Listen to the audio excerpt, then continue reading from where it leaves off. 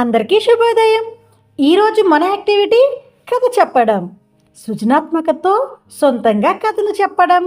ఆదర్శిల page number 47 నుండి 49లో ఉన్న కృత్యాలను చూస్తూ పిల్లలతో కథను చెప్పండి. ఇక్కడ కొంతమంది పిల్లలు సొంతగా కథను చెప్తున్నారు. చూద్దామా? Good morning. ఎవరికైనా సరే మీకు ఇష్టం వచ్చిన స్టోరీ కథ ఎవరు చెప్తారు?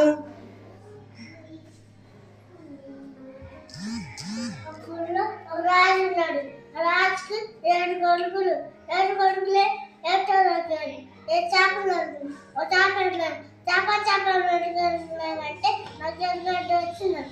జగ్గడ్డ వచ్చామంటే నన్ను ఆవు పోయినాడంటే నాకు అవ్వ అన్నం పెట్టలేదు. అమ్మ పెట్టలేదంటే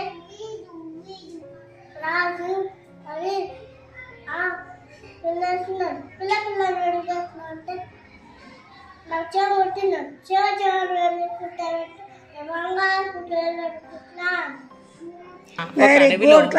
ఒక జంతువుల కుటుంబం ఉండేది. ఆ అడవిలో పెద్ద వేప చెట్లు, మర్రి చెట్లు, టేకు చెట్లు ఉండేవి.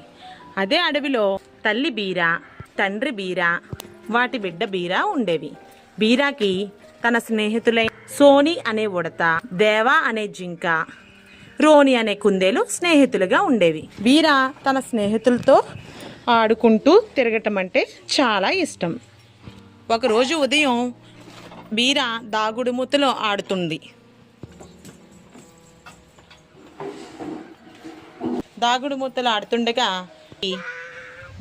ధడ్ ధడ్ అని పెద్ద శబ్దం వచ్చింది.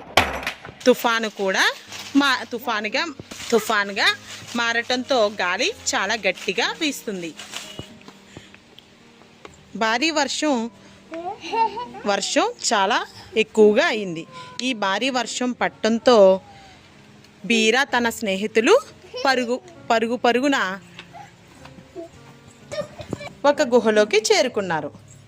గుహలో ఉండటంతో బయట తుఫాను తీవ్రం ఎక్కువగా ఉండటంతో వాళ్ళందరూ కథలు చెప్పుకుని బీరా తన స్నేహితులు నవ్వుకుంటున్నారు. బీరా ప్రేమించే కుటుంబం, అద్భుతమైన స్నేహితులు ఉన్నందుకు చాలా అదృష్టంగా భావించింది.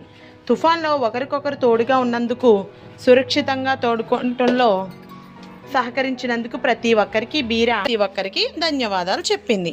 Thank you friend. పెద్దగా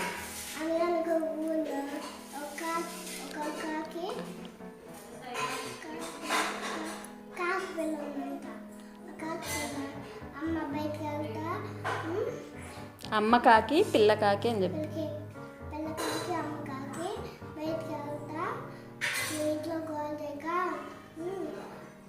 ఎవరు చెప్పింది? ఎవరికి?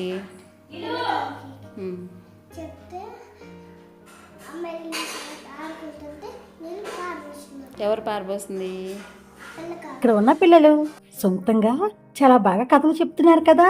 మరి ఇంకెంత ఆలస్యం, ఈరోజు మనం కూడా ఈ యాక్టివిటీని మన అంగన్వాడీలో చేద్దాం. Thank you.